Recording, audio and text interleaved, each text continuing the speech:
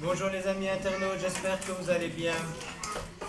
Nous avons aujourd'hui un couple pastoral qui nous vient de pas tellement loin d'ici, de Vilain, que vous connaissez déjà. Il s'agit d'Alain, de Julie Tassongo, qui font partie de WOTICM, qui font partie d'Antioche, qui font même partie maintenant du conseil d'Antioche. Et je vais lui laisser toute la place. Alain. Technologie. Le problème, c'est que mon fichier a été sauvegardé sur le cloud.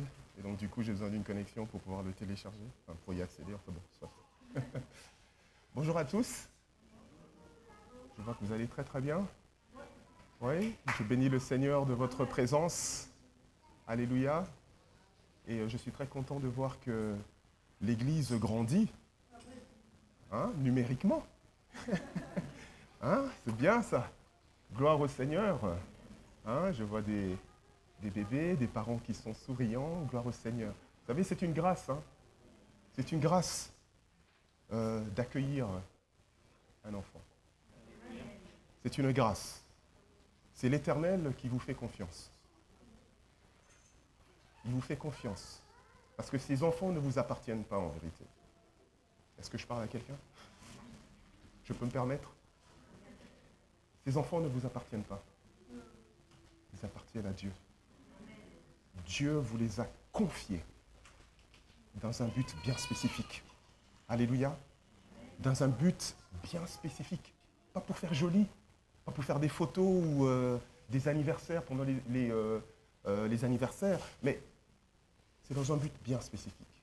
Leur inculquer la crainte de l'Éternel, afin qu'un jour, à leur tour, ils puissent accepter de recevoir le Seigneur Jésus comme Seigneur et Sauveur. Alléluia. Telle est votre responsabilité. Alléluia. Amen.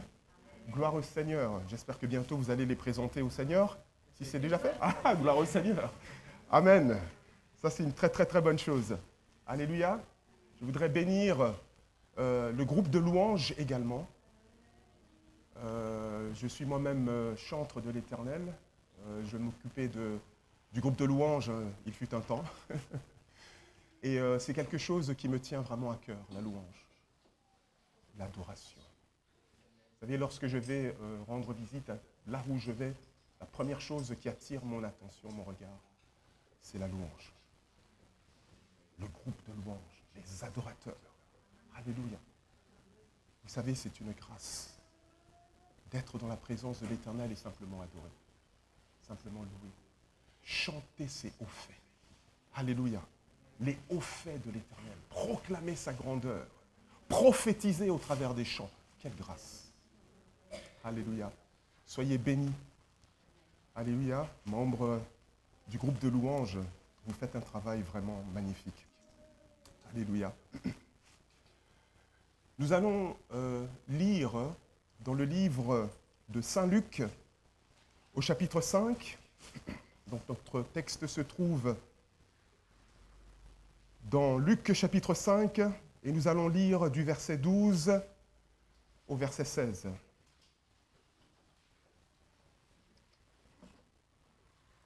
Luc chapitre 5, le verset 12 au verset 16. Nous connaissons tous cette histoire, n'est-ce pas? Cette histoire de ce lépreux, amen, qui se présente devant le Seigneur malgré les interdictions. Verset 12. Un autre jour, alors qu'il se trouvait dans une ville, survint un homme couvert de lèpre. En voyant Jésus, il se prosterna devant lui, face contre terre, et lui adressa cette prière. Seigneur, si tu le veux, tu peux me rendre pur. Alléluia. Verset 13, Jésus tendit la main et le toucha en disant, je le veux. Dis à quelqu'un, je le veux. Je le veux, sois pur. Aussitôt, la lèpre le quitta. Alors, Jésus lui recommanda de ne le dire à personne. Mais, lui dit-il, va te faire examiner par le prêtre et pour ta purification, offre ce que Moïse a prescrit. Cela leur servira de témoignage. Verset 15. La réputation de Jésus se répandait de plus en plus. Aussi, de grandes foules affluaient pour l'entendre et pour se faire guérir de leur maladie. Mais lui se retirait dans les lieux déserts pour prier. Alléluia. Éternel notre Dieu, nous voulons te rendre toute la gloire. Nous voulons te dire merci, Seigneur, pour ta parole qui est une parole vivante. Alléluia. Une nourriture spirituelle pour notre âme, pour notre esprit. Merci, Seigneur, ô Dieu, pour les cœurs qui sont préparés à la recevoir. Au nom de Jésus. Amen. Alléluia. Cette histoire, bien-aimée, nous rappelle qu'une partie importante du ministère de Jésus consistait à guérir les malades, les infirmes, ainsi que tous ceux qui souffraient d'une atteinte grave sur leur personne, que ce soit physique ou spirituelle, n'est-ce pas? Dans le cas qui nous intéresse ici, c'est l'histoire d'un lépreux. Il faut savoir que lorsque nous rencontrons le terme lépreux dans le Nouveau Testament, dans la Nouvelle Alliance, tout particulièrement chez le peuple juif, cela ne voulait pas nécessairement représenter la lèpre telle que nous le concevons aujourd'hui, mais cela englobait toute une série d'afflictions, n'est-ce pas? De contamination, des affections graves de la peau. Alléluia. Ça désignait aussi des moisissures qu'on pouvait trouver sur des tissus ou sur des murs. Bref, tout ça pour dire que nous ne savons pas exactement le type de lèpre que cet homme était atteint. Mais nous sommes d'accord que cela était suffisant pour le mettre au banc de la société, tel que la loi de Moïse le prescrivait. Lorsque nous retournons dans le livre de Lévitique, nous avons là des instructions bien précises qui permettaient à une certaine catégorie de personnes, en l'occurrence les prêtres, les descendants d'Aaron, de pouvoir poser un diagnostic sur le fait qu'on avait affaire ou pas à un cas de lèpre. Lévitique chapitre 13, on va rapidement faire la lecture. Du verset 1er au verset 8, l'Éternel parla à Moïse et à Aaron en ces termes. Si une boursouflure, une dartre ou une tache sur la peau de quelqu'un devient une plaie qui fait suspecter une maladie de peau évolutive, on l'emmènera au prêtre Aaron ou l'un de ses descendants. Celui-ci examinera cette affection de la peau. Si à l'endroit malade, les poils sont devenus blancs et si la plaie forme un creux dans la peau, c'est bien un cas de maladie de peau évolutive. Sur la base de l'examen, le prêtre déclara cette personne impure. Verset 4. Mais si la tache blanche ne forme pas de creux visible de la peau et si le poil n'est pas devenu blanc, le prêtre isolera le sujet pendant 7 jours. Le 7e jour, il l'examinera. S'il constate que le mal est resté stationnaire, sans s'étendre sur la peau, il l'isolera, le malade, une 2e semaine. Verset 6. Puis, il procédera à un nouvel examen. Si la partie malade s'est estompée et ne s'est pas étendue sur la peau, le prêtre déclara cet homme pur. C'est une simple dartre. La personne nettoyera ses vêtements et sera pure. Verset 7. Mais si la dartre s'étend sur la peau, après que le prêtre a examiné la personne et l'est déclarée pure, celle-ci retournera se faire examiner par le prêtre. Si celui-ci constate une extension de la dartre sur la peau, il déclara la personne impure. C'est une maladie de la peau évolutive. Amen. Et c'est comme ça, bien-aimés, tout au long du chapitre 13, décrivant avec précision les différents cas qu'il pouvait y avoir et comment les traiter. Alléluia. Alors, bien-aimés, vous comprenez, n'est-ce pas, que lorsqu'un juif se levait le matin et qu'il voyait sur lui des taches telles que nous avons décrites, je vous prie de me croire qu'il n'était pas bien. Alléluia. Il n'était pas bien du tout. Il savait que sa vie était en jeu et que tout pouvait basculer d'une minute à l'autre sur base du diagnostic d'une seule personne. Sur base de la parole du prêtre. Alléluia. Être diagnostiqué comme ayant la lèpre, bien-aimé, n'était pas seulement une sentence de maladie, et puis c'est tout. Voilà, monsieur, vous souffrez de la lèpre, hein, prenez 2 cachets, restez à la maison, ça va passer. Non, non, non. Pas du tout, bien-aimé. C'était une condamnation à mort pour la victime. Parce que non seulement cette victime était malade, mais surtout parce qu'elle était considérée, à partir de ce moment-là, comme impure. Amen. La personne était considérée comme impure. Toute autre maladie te permettait de rester auprès des tiens, n'est-ce pas? D'être entouré des gens qui t'aiment. Mais la lèpre vous rendait impur. Ce qui avait comme conséquence directe et immédiate l'isolement. Vous étiez mis hors de votre famille, hors de votre communauté, rejeté. Vous deveniez un paria, voyez-vous.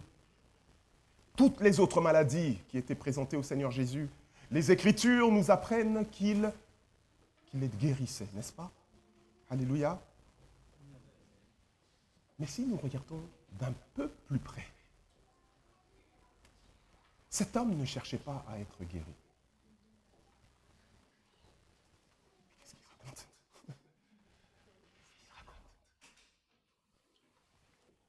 Ce lépreux ne demandait pas à être guéri. Lorsque nous examinons très attentivement le texte, en effet, que demande-t-il en vérité? Verset 12. Seigneur, si tu le veux, tu peux me rendre pur. Bien-aimé dans le Seigneur, le péché aujourd'hui est semblable à la lèpre. Amen. C'est une infection, bien-aimé, qui nous rend impurs aux yeux de Dieu. La seule différence avec la lèpre physique, c'est que le péché, eh bien, ça ne se voit toujours pas, nécessairement. Alléluia. Ça ne se voit pas à l'œil nu. Il y a des péchés qui sont cachés au fond de nous, que les autres autour, bien évidemment, ignorent, n'ont aucune idée de leur existence. Ce que l'on appelle l'iniquité. Alléluia. Et ça, bien-aimé dans le Seigneur, ça nous condamne à mourir. Mourir à petit feu. C'est une question de temps. Alléluia. Le péché nous rend impurs et nous éloigne de Dieu. Non seulement sommes-nous rejetés par Dieu, mais aussi écartés du coup, loin de notre famille spirituelle, loin de notre communauté, loin de ceux qu'on aime, loin de Dieu. On peut souffrir, bien-aimé, d'autres maladies physiques. On peut être aveugle, on peut être bossu, handicapé, mais ça ne nous disqualifie pas, bien-aimé, de la présence de Dieu. Alléluia. Vous comprenez? Mais le péché, la lèpre spirituelle, ça c'est radical. Alléluia. Séparation d'avec les saints. Séparation d'avec Dieu. Être condamné à vivre seul, loin de ceux qu'on aime, loin de sa famille, sans espoir de pouvoir être près d'eux pour l'éternité. Dans des conditions pareilles, mieux vaut en finir, n'est-ce pas? C'est comme être dans une île déserte, condamné à vivre tout seul, jusqu'à ce que mort s'en suive. C'est pourquoi nous sommes prêts à prendre des risques, n'est-ce pas? Nous sommes prêts à prendre des risques, tout comme ce lépreux, pour sortir de cette situation. Alléluia. Amen. Il n'était pas censé, la parole de Dieu déclare que selon la loi, Il n'était pas censé se présenter parmi les gens parce qu'il était impur. Alléluia. Mais il prend un risque. Il le fait quand même, au risque de se faire lapider. Est-ce que quelqu'un comprend le désarroi de ce lépreux?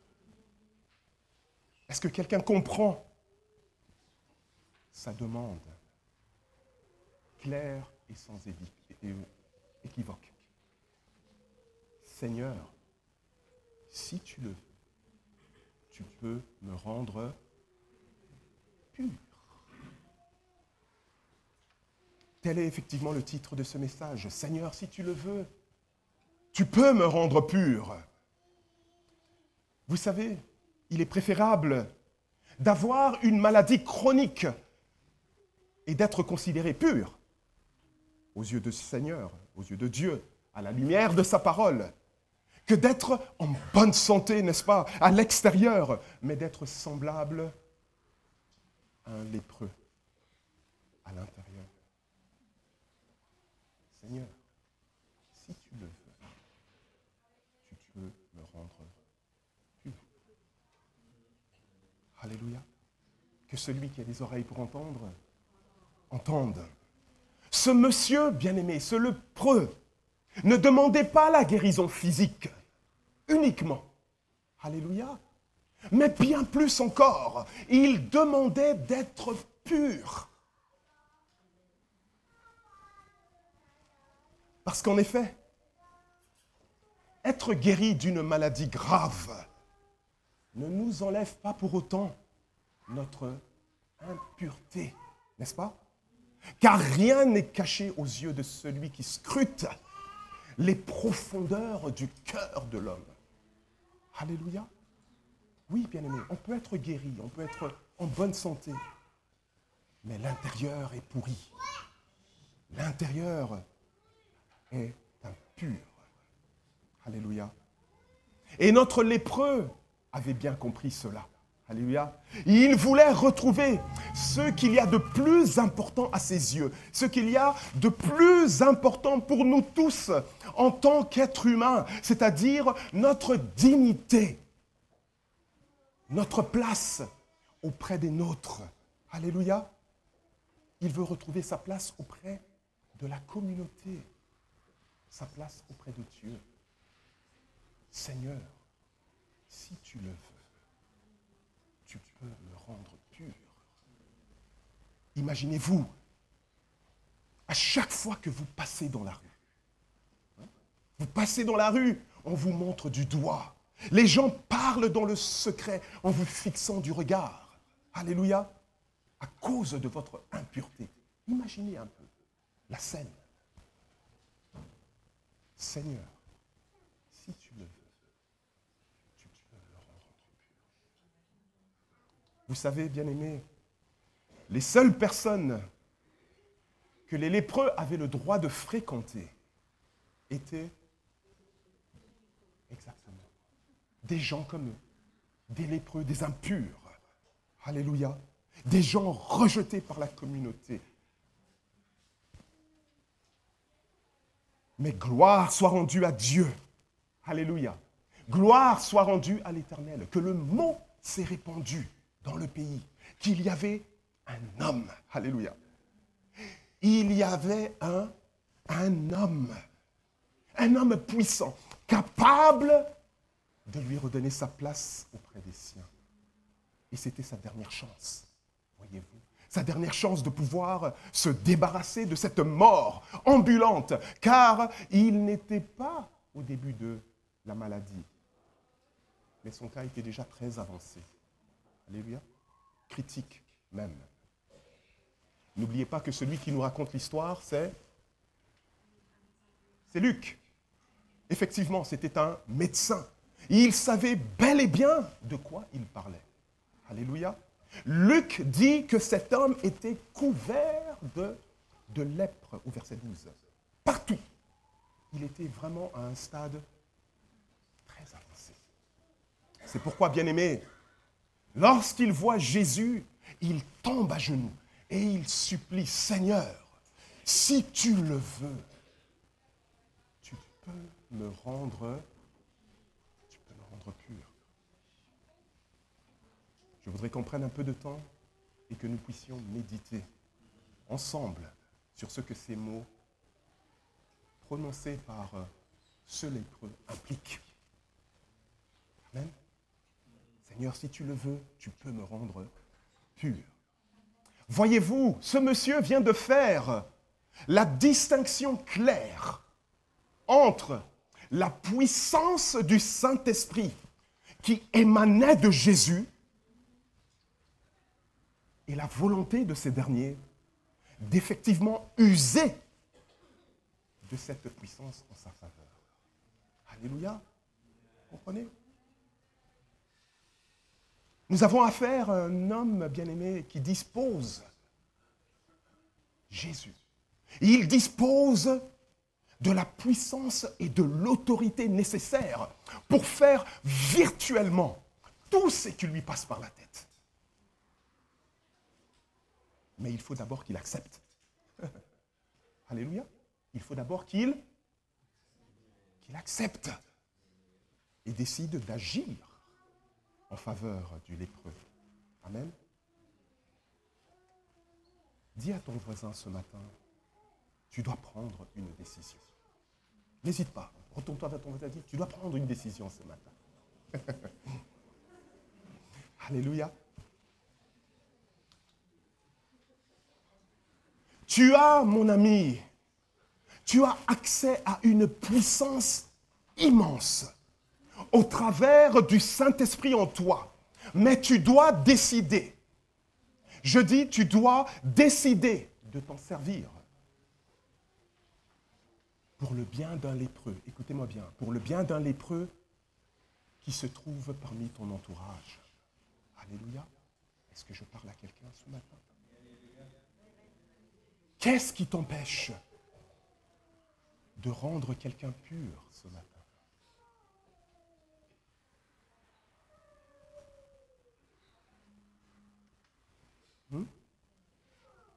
Gardez cette question dans un petit coin de votre cœur, nous allons y revenir. Le lépreux met le Seigneur Jésus face à ses responsabilités, n'est-ce pas? Je sais que tu as le pouvoir. Je sais que tu peux changer ma vie si tu le décides. Alléluia.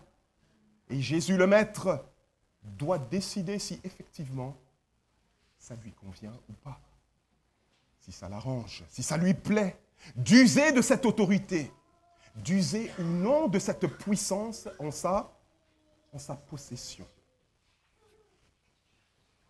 Le lépreux a réalisé à juste titre qu'avoir le pouvoir ne suffit pas. Amen. Avoir le pouvoir ne suffit pas pour aider son prochain. Avoir le pouvoir ne suffit pas pour accomplir de grandes choses et faire avancer le royaume des cieux. Ce pouvoir, bien-aimé, doit être accompagné d'une décision ferme, de la volonté de celui qui en a le pouvoir de vouloir que les choses changent. Bien-aimé, je veux que vous preniez un instant, juste un moment pour sonder votre cœur. Alléluia. Sondez votre cœur. Essayez de visualiser maintenant cette personne ou ces personnes envers qui vous avez du mal à vous entendre, avec qui vous avez du mal à pardonner. Cette personne qui vous a certainement blessé.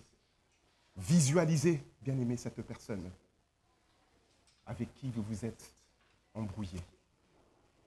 Soyez honnête vis-à-vis de vous-même et vis-à-vis de Dieu. Nous sommes dans sa présence, n'est-ce pas? Maintenant, à la place du mot Seigneur, vous allez mettre votre nom et imaginez que cette personne en question, alléluia, s'adresse à vous, que cette personne que vous avez visualisée s'adresse à toi en disant, Kader, si tu le veux, tu peux me rendre pur. Vincent, si tu le veux, tu peux me rendre pur. Oui, bien-aimé, visualise dans ton esprit que cette personne est en train de te dire, Yvette, si tu le veux, tu peux me rendre pur. Quel est donc ce lépreux dans ta vie? Cette personne qui frappe à la porte de ton cœur, cette personne qui te dit ce matin, si tu le veux, tu peux me rendre pur à tes yeux. Car en effet, il y a des gens autour de nous que nous considérons comme des lépreux, n'est-ce pas? Des lépreux, des gens qu'on ne veut plus voir, des gens qu'on ne veut plus approcher, des personnes que nous avons chassées hors de notre entourage à cause du péché qu'ils ont commis, certainement envers nous, les rendant par conséquent impurs à nos yeux. Alléluia. Et notre comportement, vous voyez, notre body language, n'est-ce pas, parle, alléluia, lorsque nous sommes en présence d'un lépreux spirituel.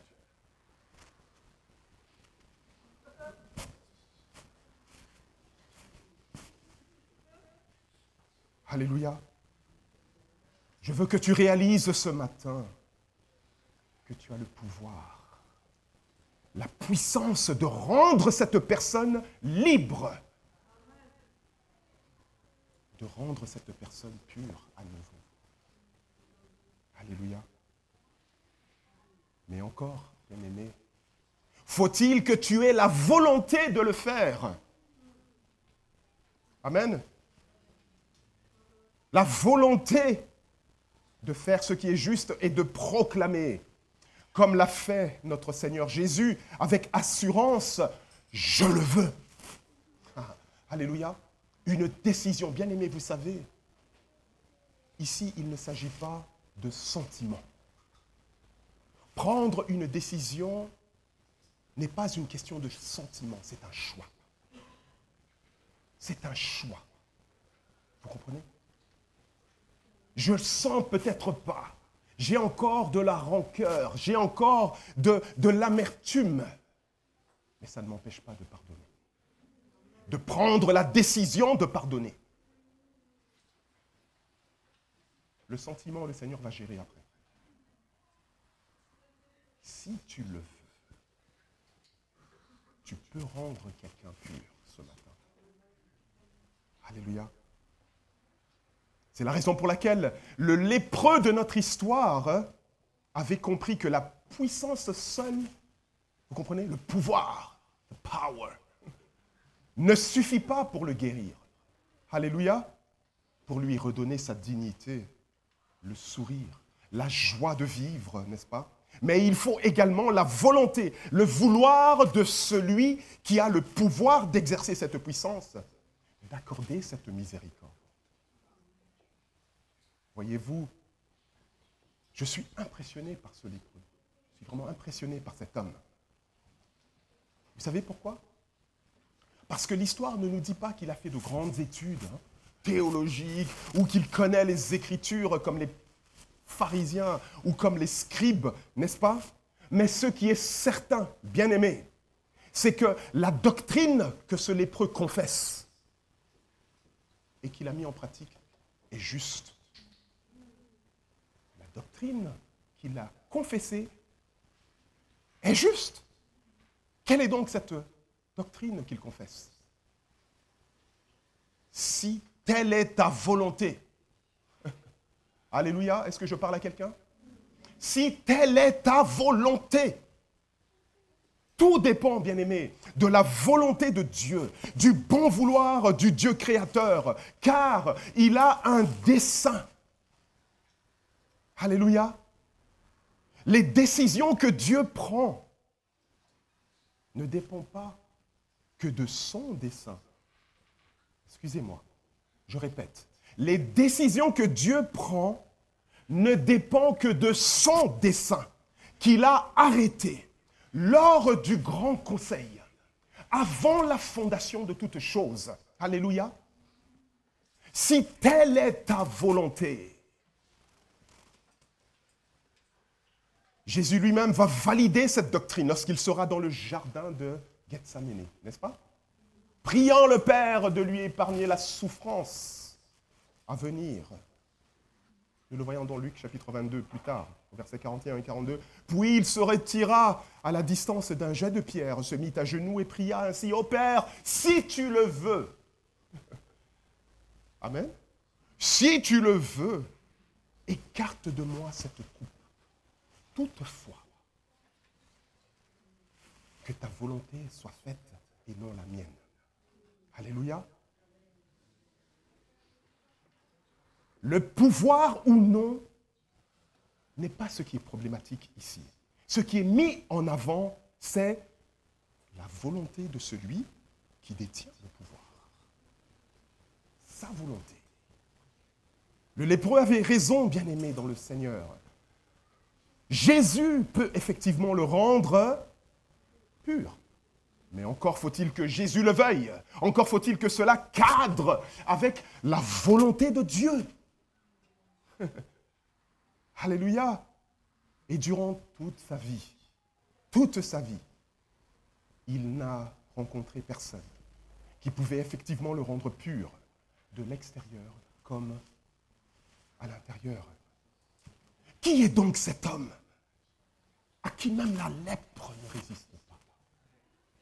Qui est donc cet homme qui peut apaiser la colère de Dieu sur nous? Seigneur, si tu le veux, tu peux me rendre pur. Alléluia. Remarquez une fois de plus la demande. Si tu le veux. Alléluia. Il ne lui a pas dit: je sais que tu veux me guérir. Si tu le pouvais. Alléluia. Vous comprenez ce que je veux dire? Il n'est pas en train de remettre en cause la puissance. Il est en train de questionner la volonté de Dieu. Il est en train de questionner la volonté de Jésus. En d'autres termes, le lépreux aurait pu dire ceci: si telle est ta volonté, rends-moi pur, s'il te plaît. Amen. Je voudrais attirer votre attention sur le fait que Dieu est souverain. Il fait ce que bon lui semble. Non pas dans le sens qu'il est orgueilleux ou qu'il ne voit que ses propres intérêts, mais dans le sens qu'il accomplit sa volonté seul. Alléluia. Qu'il exécute ce qu'il a arrêté. Savez-vous combien de doléances montent devant le trône de la grâce chaque seconde qui passe? Vous vous êtes imaginé ça? Combien de prières, combien de doléances, combien de demandes qui montent, bien-aimés, par seconde. Alléluia. Toute cette masse d'informations qu'il faut traiter à une vitesse qui ferait pâlir les ordinateurs les plus rapides de ce monde. En plus, il faudrait, n'est-ce pas, que toutes ces doléances entrent dans le grand tableau, the big picture. Dans le grand tableau, le dessein que Dieu a arrêté pour l'humanité et pour toi tout particulièrement. Alors, bien-aimé, est-ce que tu peux envisager, ne fût-ce qu'une seconde, juste une seconde, est-ce que tu peux envisager que ce que tu demandes peut ne pas être ce que Dieu veut pour toi? Réponds dans ton cœur. Que sa volonté ne va pas nécessairement dans le sens de ta demande. Il y a cette pensée parmi les hommes qui dit que si tu n'es pas exaucé, eh bien, c'est parce que tu n'as pas la foi. Ou du moins, tu n'as pas assez de foi. Ou tu n'as pas assez prié. Ah, on va continuer. Et on prie. Alléluia. Tu n'es pas exaucé parce que tu ne crois pas à fond. Tu n'as pas assez prié. Et les gens continuent encore, ils insistent et ils insistent. Bien-aimés, permettez-moi de vous rappeler que Dieu n'est pas, écoutez bien, Dieu n'est pas le génie de la lampe. Est-ce que je parle à quelqu'un ce matin? Je voudrais être clair. Dieu n'est pas le génie de la lampe pour exaucer le moindre de nos souhaits. Ou plutôt, devrais-je dire, le moindre de nos caprices. Et comme des enfants gâtés, pourris que nous sommes, n'est-ce pas? Habitués à avoir tout, maintenant à l'instant, quick. C'est le siècle du quick, n'est-ce pas? Quick, fast food d'ailleurs. Les gens, ils ont même plus le temps d'attendre. C'est fast. Bien-aimé, le Seigneur, notre Dieu, ne fonctionne pas comme ça. Alléluia. Il ne fonctionne pas comme ça. Nous sommes tellement habitués à avoir tout, maintenant et à l'instant. Et on boude en plus lorsqu'on n'a pas ce que l'on veut. N'est-ce pas? Pire encore, puisque je n'ai pas eu de Dieu ce que je voulais, je vais l'avoir d'une autre manière. Alléluia. Je vais l'avoir de quelqu'un d'autre, de celui qui donne tout de suite. N'est-ce pas? Amen. Mais qui te fait payer le service rendu après. Alléluia. Rien n'est gratuit. Et il te le fait payer très cher. Très cher. La femme à la perte de sang, rappelez-vous, a prié pendant 12 ans. 12 ans avant que le maître veuille bien la guérir. Seigneur, si tu le veux, tu peux me rendre pur. Ce n'est pas que le Seigneur ne voulait pas la guérir, bien-aimé dans le Seigneur. Vous me comprenez? Amen? C'était tout simplement pas le moment. Mon ami, c'est peut-être pas le moment. Patiente. Aie confiance à l'Éternel, ton Dieu. Tourne-toi vers lui. Ce n'est peut-être pas le moment. Alléluia.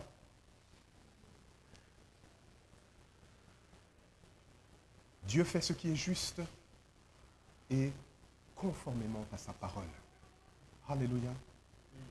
Amen. Gloire au Seigneur. Nous allons nous arrêter là pour aujourd'hui. Je voudrais vraiment que vous puissiez prendre cela et méditer. Amen.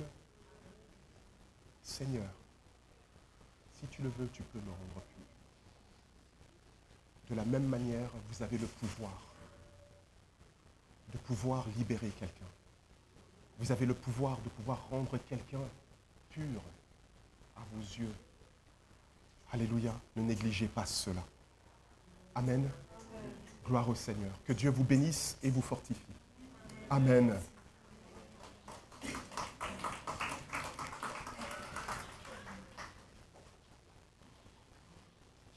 Merci, Pasteur Alain, de nous avoir rappelé que Dieu est souverain et dans tous les domaines de nos vies et que surtout il n'est pas un tiroir-caisse. Alléluia. Merci Amen. Pour ce partage. Voilà les amis internautes, nous vous saluons, nous vous remercions d'avoir partagé la parole de Dieu avec nous. Je rappelle pour les membres de l'OVIF qui nous écoutent que nous avons notre réunion de prière demain à 20h et notre réunion d'enseignement ce mercredi à 19h30. Passez une très belle semaine et soyez bénis.